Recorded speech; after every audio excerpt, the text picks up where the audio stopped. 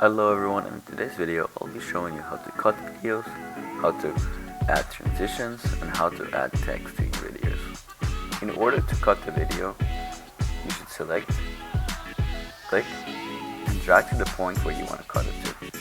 So for example, I'll cut it here.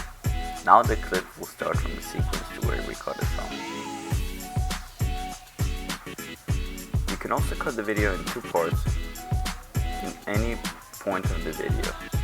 So you should click the razor tool and click onto any point of the clip. So for example, I can cut it in half if I click here. Now the clip will be cut in half.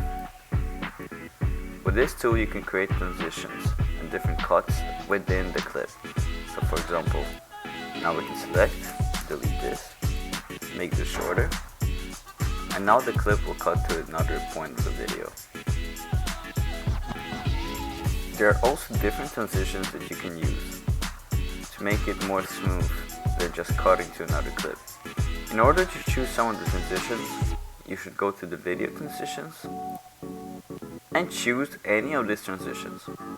I'll try to use the dissolve transition, which usually are really typical transitions to use. You should select this transition and drag it onto the cut. Now you can see that it dissolves to another clip, which looks way better than the original cut. And the last option that I will show you will be how to add text. In order to add text, you should click on the text type tool and click on anywhere of the video. So for example, here. Now you'll be able to type the text and also move it anywhere you want. You can also move this little square of text to any point of the video. To edit the text, you need to select the Essential Graphics.